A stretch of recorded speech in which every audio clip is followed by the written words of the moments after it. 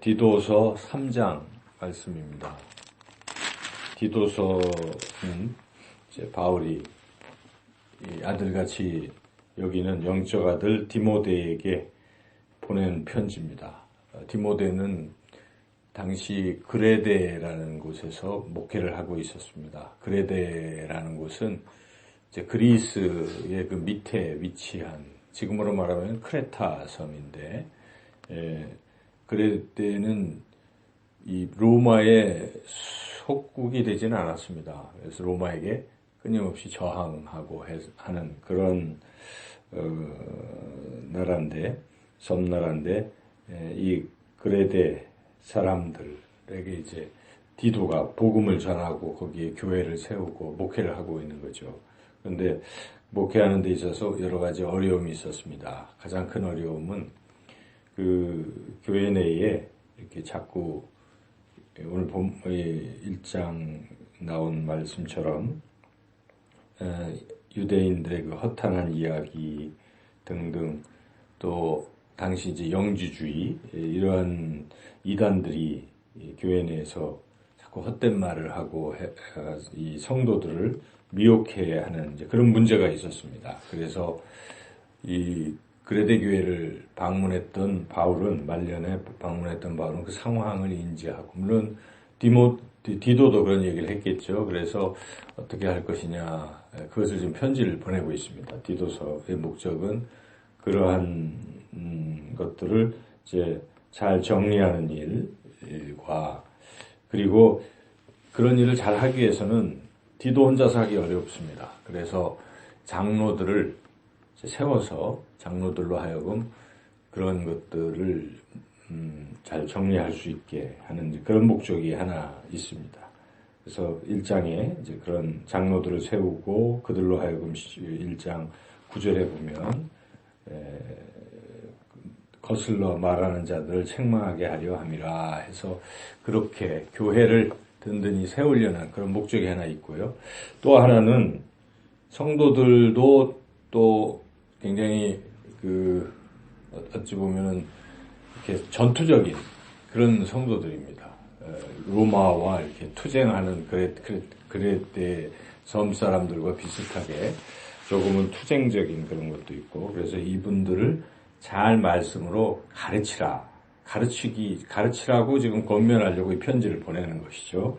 어떻게 가르칠 것인지도 구체적으로 바울은 디도에게 알려주고 있습니다. 그래서 2장 같은 경우는 그 교회 내의 구성층들이 이제 나이가 많이 든 남자, 또 나이가 많이 든 여자, 또 젊은 여자, 또 젊은 남자, 그리고 당시에 교회 내에 이렇게 종들이 또 많이 왔습니다.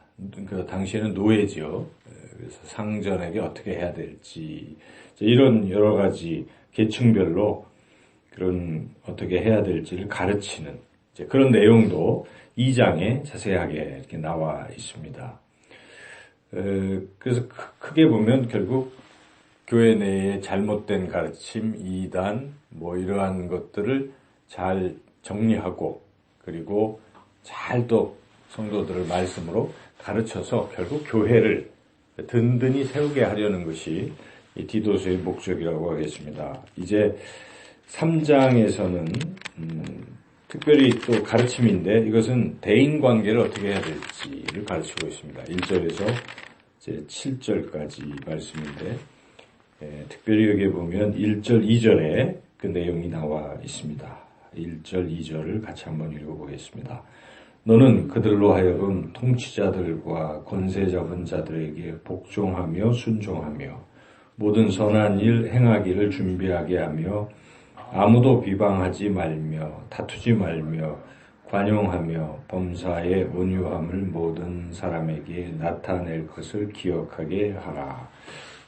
그래서 당시에 이제 정부, 그 나라의 관리들의 그 관계, 교회가 나라와의 관계가 어때야 되느냐, 그리고 그 주민들, 백성들과 또 교회는 어떤 관계를 맺어야 하느냐, 이제 그 관계에 대해서 말하고 있죠. 한마디로 말하면 싸우지 마라, 이제 그런 겁니다. 싸우지 말고 좀 부드럽게 관용하고 온유함으로 그 관계를 맺어가라.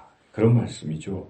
그래서 1절에서는 그런 표현으로서 법이나 그런 통치함에 어긋나게 막 싸우고 하지 말고 거기에 복종하고 순종해라 하는 그런 것과 또 2절에 보면은 그 관계에 있어서 사람들과 자꾸 비방하고 다투고 이러지 말라.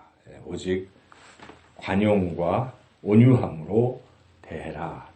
그런 것이죠. 그래서 크리스찬은 싸우는 사람이 아닌 거죠. 다투고 이러는 것 자체가 불의한 거하고 하는 그런 모습에서도 우리 예수님께서는 그 검을 쓰는 것을 막으셨잖아요.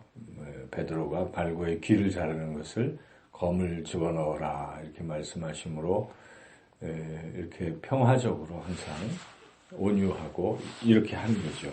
스데반 집사님도 자신을 돌로 쳐서 죽이는 사람들에게도 하나님께 기도해서 저들의 죄를 용서하기를 구하는 그러한 우리 기독교의 기본 정신은 항상 온유함과 관용함으로 대하라 하는 것입니다. 왜 그런가? 그 이유를 이제 3절부터 쭉 설명을 하고 있죠. 7절까지. 그 이유는 한마디로 하나님이 우리와 같은 죄인도 불쌍히 여겨주셔서 참으시고 그렇게 우리를 깨끗하게 하시고 은혜를 베풀어 주셔서 영생을 주셨다. 그런데 우리가 그 은혜를 생각할 때 싸울 수 있겠느냐. 우리가 긍휼하심을 입었는데 다른 사람을 자꾸 정죄하고 다툴 수 있겠느냐. 그런 것이죠. 그래서 여기에 3절부터 보면은 우리가 원래는 이렇게 가증한 자, 악한 자였지만 4절 하나님이 은혜를 베푸셨다. 5절이 특별히 우리가 한번 같이 읽어보겠습니다. 5절 우리를 구원하시되 우리가 행한 바 의로운 행위로 말미암지 않고 아니하고 오직 그의 긍휼하심을 따라 중생의 씻음과 성령의 새롭게 하심으로 하셨나니 그의 긍휼하심을 따라 긍휼하심이 불쌍히 여겨주신 것입니다. 하나님 우리를 불쌍히 여겨주시고 우리의 죄를 정죄하지 아니하시고 대신 십자가에 죽으심으로 우리를 용서하시고 구원하시고 7절에 영생의 소망을 따라 상속자 영원한 하나님 나라를 주셨다. 은혜를 힘입어 우리를 의롭게 하시고 이런 은혜를 받았기 때문에 용서할 수 있다 하는 것입니다. 그래서 우리 신앙은 핵심이 그런 것입니다. 하나님의 은혜가 하도 커서 나를 용서하시고 나를 사랑하시는 은혜에 너무 감사해서 우리 형제를 용서하는 것이죠. 형제를 너그럽게 대하고 하는 것입니다.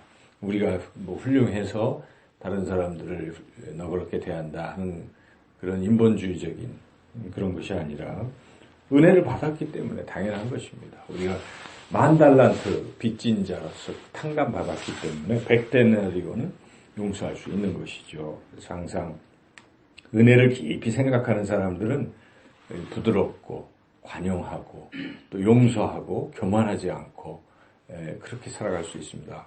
항상 하나님의 은혜를 더 깊이 묵상하시고 그 은혜 속에 살아가시기를 축원합니다.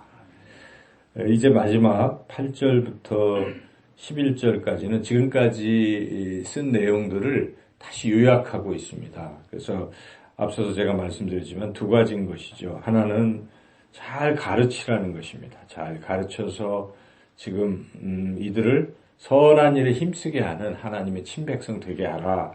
그것이 아름답고 또 사람들에게도 유익한 것이다 해서 여기 8절에 보면 하나님을 믿는 자들로 하여금 조심하여 선한 일을 힘쓰게 하려 함이라. 이것은 아름다우며 사람들에게 유익하니라. 그래서 잘 가르치는 거 굉장히 중요하다는 것이고 그리고 잘못된 것은 좀 바로잡으라 하는 것입니다. 그래서 9절, 10절 어리석은 변론, 족보 이런 것, 무익한 것, 헛된 것 여기에 대한 것 그리고 10절에 이단에 속한 사람들은 훈계하고 멀리하라. 이렇게 그런 것들을 제거하라, 잘 정리하라. 그렇게 마지막으로 요약을 하고 이제 12절부터 15절은 인사하고 그 문안 인사 이렇게 쭉 구성이 되어 있습니다. 오늘 말씀을 통해서 우리는 3장 특별히 주목할 것은 하나님의 은혜, 우리를 불쌍히 여겨주신 그 은혜를 깊이 생각해서 오늘 하루 만나는 사람들 또 관계를 맺는 그 누구와도 다투지 말고 온유함과 관용함으로 그렇게 예수 그리스도의 향기를 드러내는 삶을 살아가시기를 주님의 이름으로 축원합니다.